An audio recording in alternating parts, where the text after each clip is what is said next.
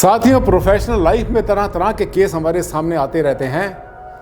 अभी पिछले महीने गया था मैं गुजरात में। GDIC का एक प्लॉट, इंडस्ट्रियल पार्क में, वहाँ पर सब कुछ बन गया, फैक्ट्री बन गई, सब काम कंप्लीट हो गया, लेकिन मशीन नहीं लग पा रही है। क्यों? साथियों, वास्तु आड़े आ गया। कैसे आ गया वास्तु? वास्तु आड़े नहीं आया, वास्तु वाले उसके बीच में आके फंस गए, आड़े आ गए। एक समझदार जो वास्तु कंसल्टेंट होता है वो आपको किसी भी ऐसी मुसीबत से बाहर निकलने के 10 तरीके बताता है जहां पर कि आपके मन में चिंता आ जाए। ये केस बड़ा इंटरेस्टिंग है। अगर आप एक इंडस्ट्रियलिस्ट हैं, फैक्ट्री चलाते हैं, इंडस्ट्री में डील करते हैं, तो इस वीडियो को आखिर तक देखना मत छोड़ना, इसको 1 सेकंड के लिए भी। डॉक्टर आनंद भारद्वाज, वास्तु शास्त्र के एनसाइक्लोपीडिया। नमस्कार साथियों, बहुत बहुत स्वागत, हार्दिक अभिनंदन आप सबका आपके चैनल पर। ये जो केस स्टडी बता रहा हूं ये पिछले महीने की है।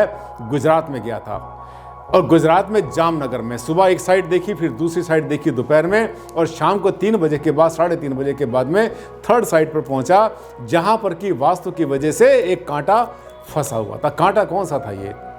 ये ऐसा कांटा था कि किसी ने फैक्ट्री बना ली थी, कंप्लीट कर ली, प्लास्टर हो गया, पेंट, रंगाई, पुताई, पत्थर सब लग गए, बस मशीनें फिट होनी थी, और मशीनें फिट होने के बाद वहाँ पे प्रोडक्शन होना था। लेकिन वहाँ उन्होंने क्या किया, सेठ साहब ने, उद्योगपति ने बुलाया एक वास्तु कंसल्टेंट को, और वास्तु कंसल्टेंट ने आकर वहाँ पर जो मुसीबत खड़ी करी वो क्या थी?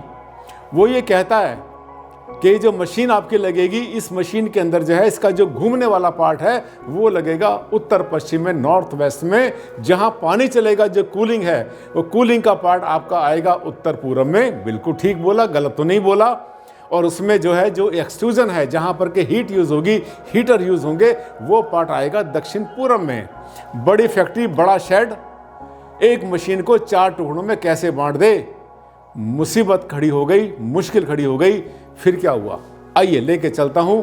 आपने देखा आज का टॉपिक, सवाल जमा पूंजी का, भविष्य पूरी फैक्ट्री का, फिर क्यों दांव पर पैसा, साख और रातों की नींद। यस, इंडस्ट्री वाला तो जब भी इंडस्ट्री लगाता है बड़े बड़े सपने देखता है, लेकिन एक एक कदम बहुत फूंक फूंक के रखता है। जो ज्ञान उसको मिला होता है, वास्तु की भी कमी नहीं छोड़ता, पूजा पाठ भी करता, धर्म कर्म करता है, हर काम नियम से करता है। डर लगता है फ्यूचर से कि अगर नहीं चली फैक्ट्री तो फिर क्या होगा मेरी जमा पूंजी का। यस, बिल्कुल नेचुरल है, ये दिल की बात है, बिल्कुल नेचुरल है, ध्यान से करना भी चाहिए। लेकिन आपका कंसल्टेंट होना चाहिए मैच्योर, सुलझा हुआ। जब खुद ही उलझा रहेगा तो आपको क्या सुलझाएगा? ये देखिए, इंडस्ट्रियल एंड कॉमर्शियल वास्तु में क्या होता है कि ये एक बड़ा सेंसिटिव एस्पेक्ट है कि फैसिलिटीज लेआउट। फैसिलिटीज लेआउट आपने सुना होगा बहुत बार। फैसिलिटीज कहते हैं उसमें जो प्रोसेस होगा। अगर आपने MBA किया, मैनेजमेंट की भाषा जानते हैं, तो फैसिलिटीज लेआउट इसी को बोलते हैं कि किस तरह से मशीन के अंदर जो प्रोसेस चलेगा, कच्चा माल कहाँ से आएगा, प्रोसेस कहाँ पर होगा, कटिंग कहाँ पर होगी, पैकिंग कहाँ पर होगी, कहाँ जा करके उसको हम आगे सेल के लिए निकालेंगे, वेयर हाउस में कहाँ तक वो कैसे पहुँचेगा। अब क्या हुआ कि ये जो फैक्ट्री थी जिसकी बात मैं कर रहा था, तो इसमें एक वास्तु कंसल्टेंट को बुलाया। उसने बताया कि मशीन के अंदर जो है 4 प्रोसेस चल रहे हैं एक साथ में। एक इसमें घूमने वाली, आपने देखा गरारी है, फैन लगा हुआ, ये लगा, वो लगा है, मूवमेंट कर रहा है। ये मशीन का पार्ट जाएगा उत्तर पश्चिम के अंदर, जिसे हम कहते हैं वायुकोण, क्योंकि वो तो घूमने वाली दिशा है। उत्तर पूर्व में जाएगा इसका जो पानी कूलिंग वाला हिस्सा है सेठ जी, ये जाएगा उत्तर पूर्व में। और ये जो इसका गर्म वाला हिस्सा है, जहाँ पर कि इसकी एक्सट्रूजन होगा, जहाँ पर हीटर यूज होंगे, जहाँ पर कि टेम्परेचर बढ़ जाएगा 120 से 140, 150 डिग्री तक, उसको आप लेके जाएंगे साउथ ईस्ट में। अब सेठ जी ने कहा कि ये कैसे करूँ मैं? मशीन तो भाई साहब मेरे पास एक ही है, वास्तु वाले भाई साहब, आप बताओ मैं इस मशीन के 4 टुकड़े कैसे कर दूं? उन्होंने कहा भाई कर सकते हो तो करो, नहीं करते तो मैं क्या करूं? कहा और चलते बने। दूसरा बुलाया, दूसरे ने आकर के कुछ और ही कलाकारी बता दी कि इसमें ये गलत है, इसमें ये गलत है, इसमें ये है, इसमें ये है, और मुझे तो फिर से पूजा करनी पड़ेगी पूरी फैक्ट्री की। पूजा में तो कोई बुराई नहीं है, लेकिन ये कमी क्या है जिसकी वजह से पूजा करनी पड़ेगी? फैक्ट्री तो वास्तु से बनी हुई है ना। अब तीसरा एक और आया, उसके बाद वो और फंस गए। वो एक एक बाद एक कंसल्टेंट आते चले गए, और वो जो है कॉम्प्लिकेशन में फंसते चले गए।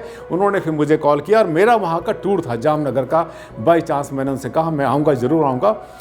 और उन्होंने जब बुलाया तो वहाँ पर जाने के बाद मैंने देखा कि वहाँ पर एक वास्तुशास्त्री आए हुए थे, क्योंकि उन्होंने क्या कहा था सेठ जी ने, उन्होंने कहा था कि मैं जो पहले वाले वास्तु वाले हैं क्या उनको बुला लूँ। मैंने कहा हाँ बिल्कुल बुलाइए, जिन लोगों ने एडवाइस करी उन सबको बुलाइए, वहाँ पर देखता हूँ उन्होंने क्या फार्मूला वहाँ यूज़ किया, क्या गलती हुई, क्या कमी रह गई। कुछ उनको ज़्यादा पता होगा तो मैं भी सीख लूँगा भाई, लेकिन उन्होंने ऐसे फंसाया क्यों। जब मैं गया तो वहाँ पर वो तीनों नहीं आए थे, उसमें से एक वास्तु कंसल्टेंट जो बहुत पॉजिटिव माइंड का था वहाँ पर आया, बहुत अच्छी तरह उसने अभिवादन किया। उसने बताया सर मैं वास्तुशास्त्री हूँ, अभी 6-7 दिन पहले यहाँ पर आया था सेठ जी के पास, कुछ समझ में आया कुछ समझ में नहीं आया, और मुझे पता लगा कि आपको बुला रहे हैं तो मेरा सौभाग्य आपसे मिलने के लिए आया।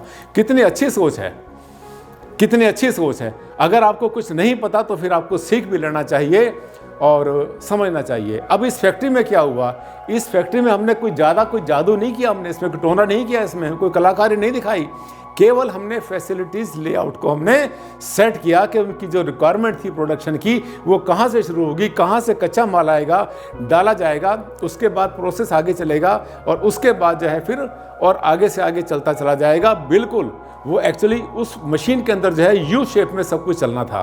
तो आपने अगर पढ़ा है मैनेजमेंट तो आपको पता है कि facilities layout L shape U shape का भी होता है, टी का होता है, एल का होता है, वाई का होता है। That depends upon the nature of the production जो आपने इसमें करना है, बिल्कुल उससे बाहर नहीं। और वास्तु आपको सपोर्ट करता है, आपकी हेल्प करता है, आपके काम को आसान बनाता है।